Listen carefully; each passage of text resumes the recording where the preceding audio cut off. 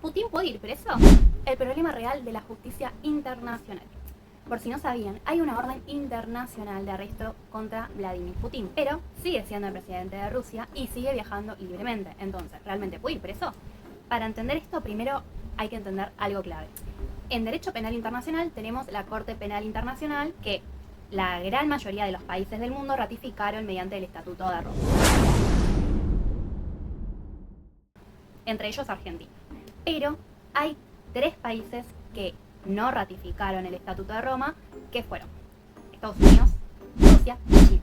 Ellos no forman parte del Estatuto de Roma que crea la Corte Penal Internacional. ¿Y por qué esto es tan importante? Bueno, porque este tribunal es el encargado de juzgar a personas por los crímenes más graves, como son los crímenes de guerra, de lesa humanidad y genocidio. Algo muy loco de todo esto es que Estados Unidos participó en la creación de la Corte Penal Internacional, pero luego no lo ratificó. ¿El motivo? Bueno, no quería que sus militares o ciudadanos puedan ser juzgados por un tribunal internacional. De hecho, un dato de color, cuando la Corte estaba investigando a Estados Unidos por posibles crímenes en Afganistán, Estados Unidos llegó a retirarle la visa al fiscal que estaba a cargo de la investigación, para impedir que se avance en contra de sus soldados.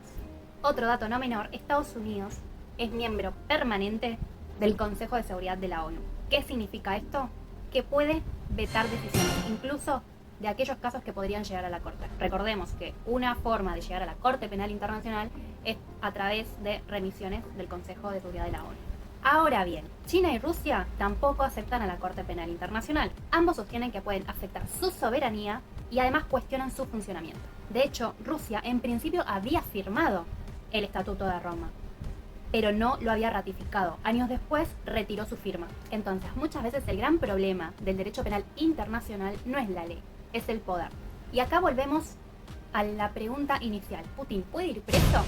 Como dijimos, el derecho penal internacional, específicamente la Corte, investiga a personas, no a estados.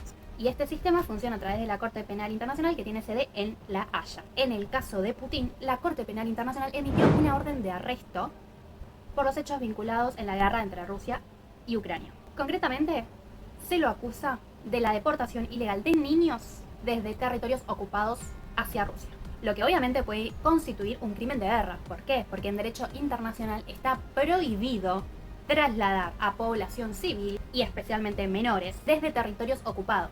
Y no es solo una cuestión humanitaria, es un delito internacional. Entonces, si hay una orden de arresto internacional, ¿por qué no va preso?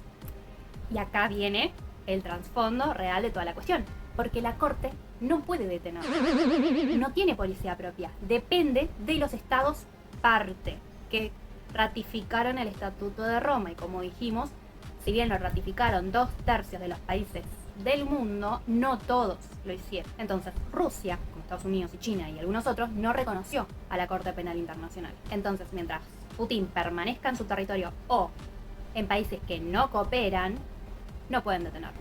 Y un dato importante, incluso siendo jefe de Estado, en teoría no podría invocar inmunidad frente a la Corte por este tipo de crímenes. Ahora bien, en la práctica, la realidad es que siempre va a depender de si el Estado donde se encuentre va a decidir detenerlo cooperando con la Corte Penal Internacional. Básicamente, el derecho permite juzgarlo, pero la realidad política puede impedirlo.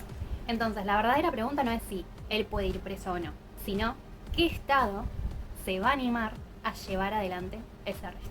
Porque cuando de derecho internacional se trata, el derecho y el poder no van de la mano, definitivamente. Si te interesa este tema, en el próximo video voy a estar hablando sobre los tipos de crímenes que contempla el Estatuto de Roma.